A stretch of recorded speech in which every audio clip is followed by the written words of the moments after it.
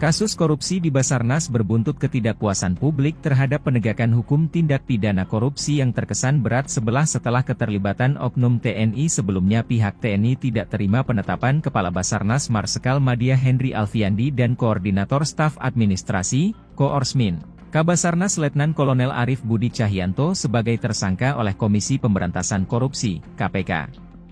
Tapi kini situasi berbalik.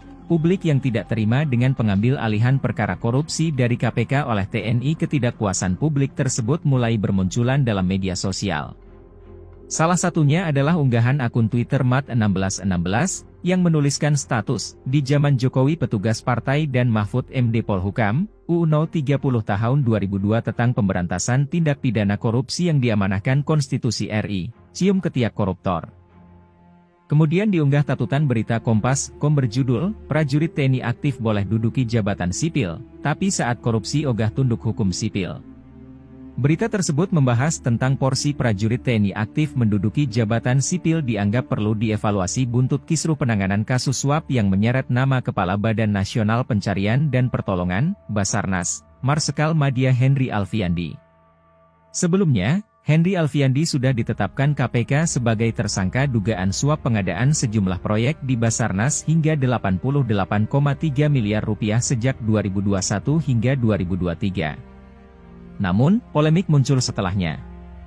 Pusat Polisi Militer, Puspom, TNI merasa, Henry yang berstatus prajurit TNI aktif mestinya diproses hukum oleh mereka, bukan oleh KPK kendati Kepala Basarnas adalah jabatan sipil. KPK akhirnya menyerahkan kasus yang diduga melibatkan Henry Alfiandi ke Puspom TNI. Ini menghidupkan kembali status anggota TNI sebagai warga negara kelas 1 dan merupakan wujud inkonsistensi kebijakan, kata Direktur Eksekutif Amnesty International, Usman Hamid, secara daring dalam diskusi terbuka sejumlah elemen masyarakat sipil di kawasan Tebet, Jakarta Selatan, Minggu, 30 Juli 2023. Prajurit TNI aktif boleh duduk di jabatan sipil, tapi ketika korupsi tidak mau tunduk pada hukum sipil. Ini inkonsistensi kebijakan, ujarnya lagi. Undang-Undang Nomor 34 Tahun 2004 tentang TNI sebetulnya mengatur bahwa jabatan sipil hanya dapat diduduki prajurit yang sudah pensiun atau mundur.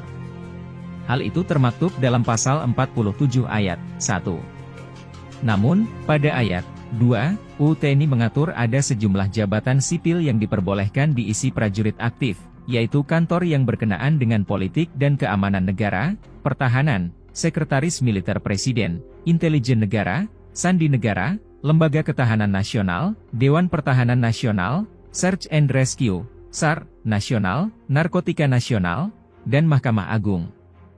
Namun, itu bukan berarti jabatan itu harus berasal dari unsur tentara. Di samping itu, pasal 47 ayat 3, Blade yang sama menegaskan bahwa prajurit yang duduk di beberapa lembaga, termasuk Basarnas, harus tunduk pada ketentuan administrasi yang berlaku dalam lingkungan itu. Usman Hamid menegaskan bahwa Basarnas adalah lembaga dengan jabatan sipil. Oleh karena itu, kasus hukum yang menjerat pejabat Basarnas semestinya tunduk pada peradilan sipil. Apalagi, pasal 42 Undang-Undang Nomor 30 Tahun 2002 tentang KPK menegaskan bahwa lembaga anti rasuah itu berwenang mengkoordinasikan dan mengendalikan penyelidikan, penyidikan, dan penuntutan tindak pidana korupsi yang dilakukan bersama-sama oleh orang yang tunduk pada peradilan militer dan peradilan umum.